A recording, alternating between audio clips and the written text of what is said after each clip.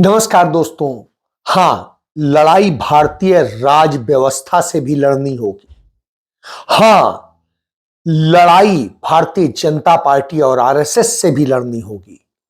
हां, लड़ाई हर उस फांसीवादी ताकत से लड़नी होगी, उस व्यवस्था से लड़नी होगी जो संविधान पर हमला करता है, जो देश पर हमला करता है, जो देश के वास्तविक लोकतंत्र और संविधान के खिलाफ काम करता है।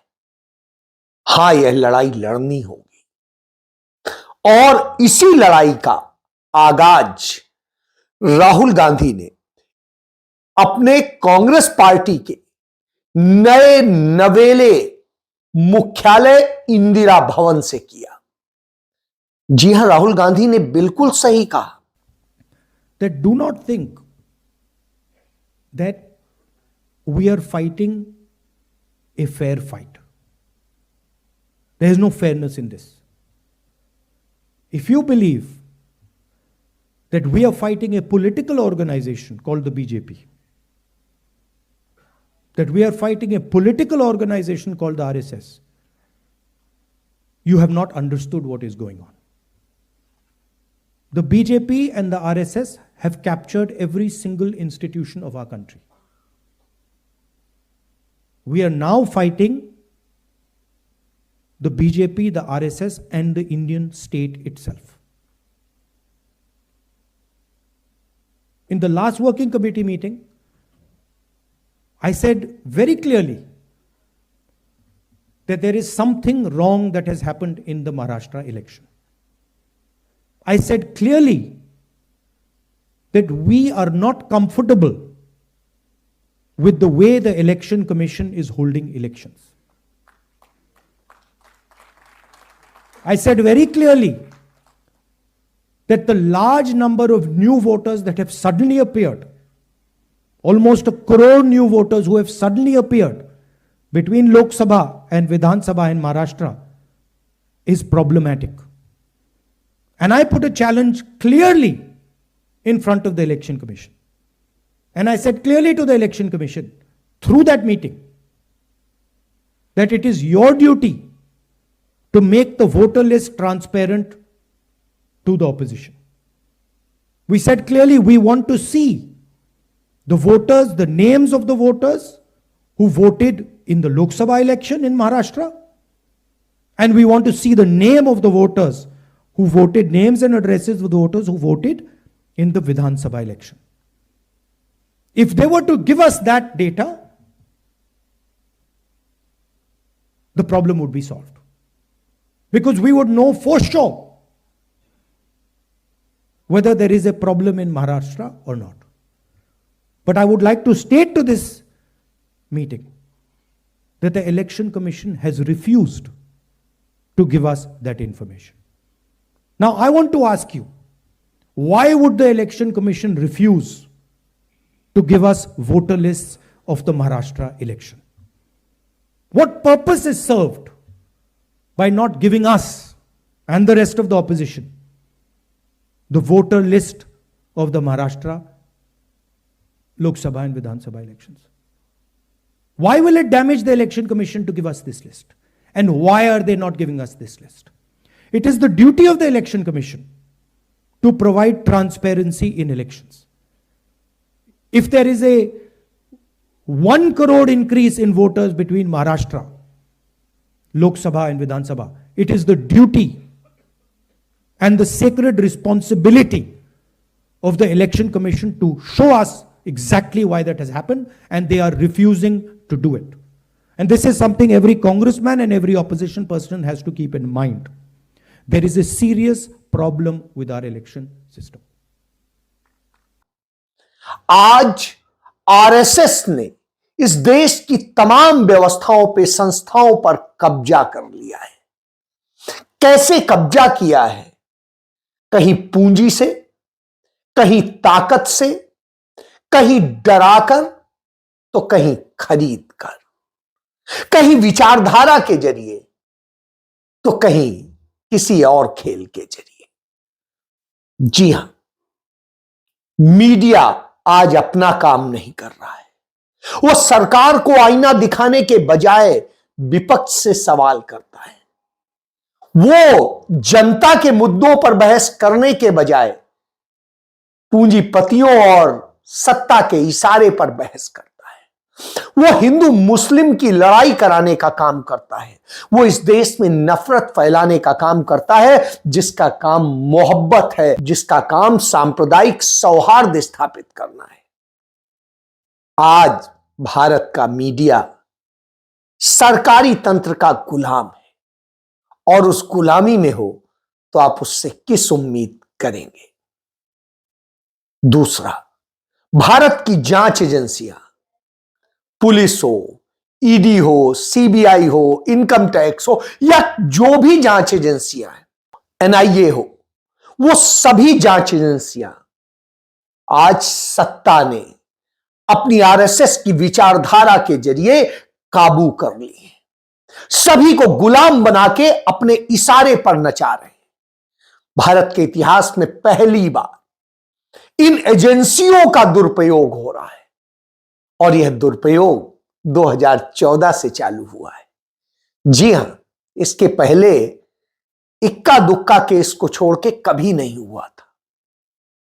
तो आज सारी जांच एजेंसियां ऐसे कर रही हैं। संविधान ने जिन्हें ताकत दी है वो संवैधानिक संस्थाएं जैसे सुप्रीम कोर्ट, हाई कोर्ट और तमाम न्यायपालिका, इस देश में बने तमाम आयोग, तमाम जांच आयोग, लोकपाल, लोकायुक्त और सूचना से लेके तमाम व्यवस्थाओं से जुड़े हुए वो संवैधानिक आयोग जिन्हें ताकत दी गई थी कि वो देश की तमाम व्यवस्थाओं को नियंत्रित करेंगे और चेक एंड बैलेंस का सिस्टम रखेंगे, उन सब पर कब्जा हो चुका है आरएसएस का।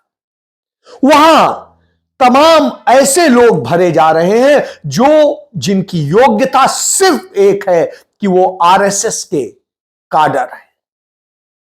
इसका नतीजा आप तमाम हाई कोर्ट जजेज की टिप्पणियों में देख सकते हैं, सुप्रीम कोर्ट के जजेज के आचरण में देख सकते हैं और निचली अदालतों में देख सकते हैं। डरे हुए, सहमे हुए जजेज आपको मिलेंगे।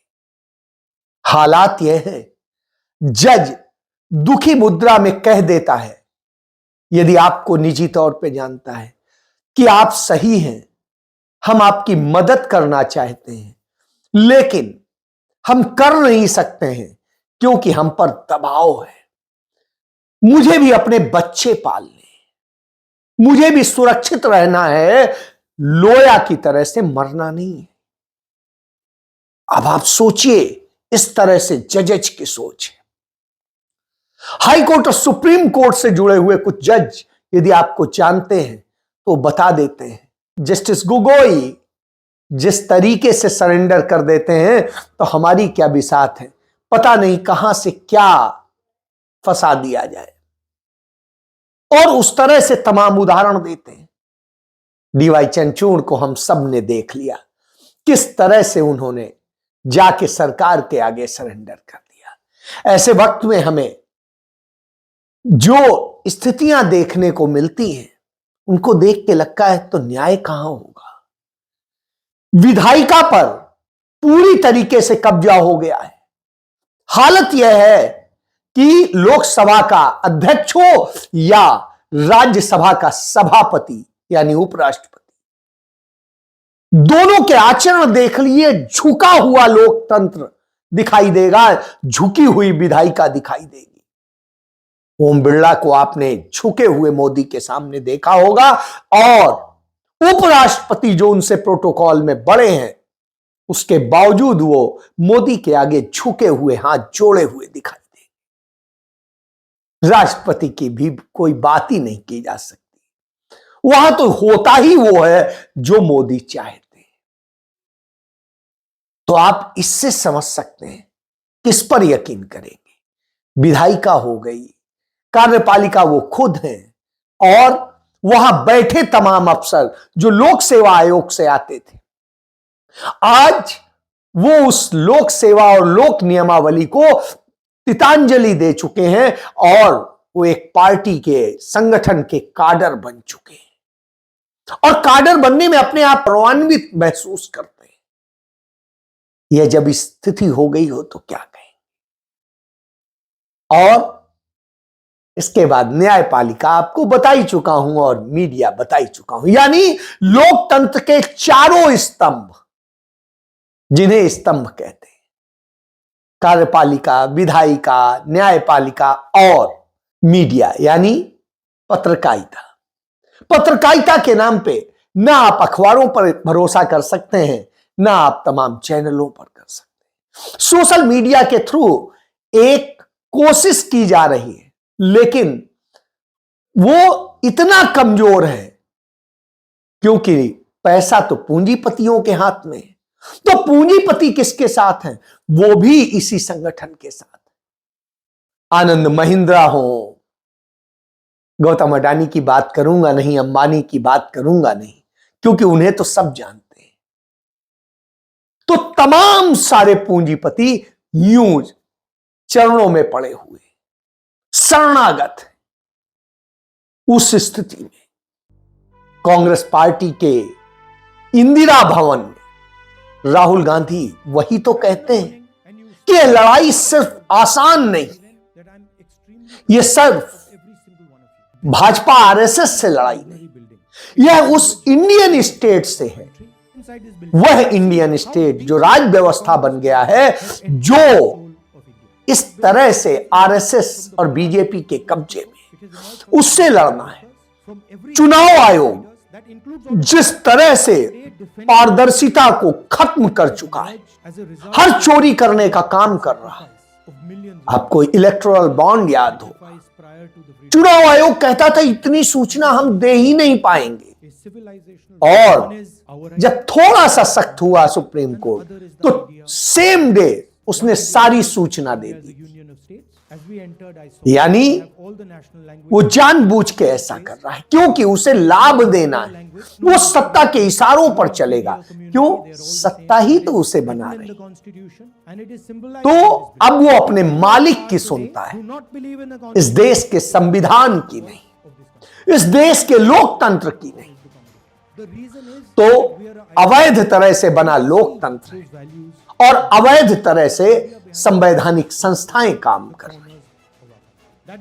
जब यह हो रहा हो तो राहुल गांधी का कहना बिल्कुल सही है कि यह लड़ाई उनसे लड़नी, और राहुल गांधी को यह भी बताना पड़ रहा है कि इस कक्ष में जितने लोग बैठे हैं उन सभी पर हमले हो रहे हैं, उनकी जिंदगी पर हमले हो रहे हैं, और ये हमले भारतीय जनता पार्टी आरएसएस अपनी विचारधारा के जरिए करा रही है, अपने तमाम एजेंसियों के जरिए करा रही है। भारत की आजादी में लाखों लोगों ने अपने प्राणों की आहुति दी, करोड़ों लोग जेल गए, करोड़ों लोगों ने तमाम कष्ट झेले, किसी की संपत्तियां जब्त हुई, किसी का कुछ जब्त हुआ, किसी को घर से बदर कर दिया गया, तमाम सारे हालात बिगड़े।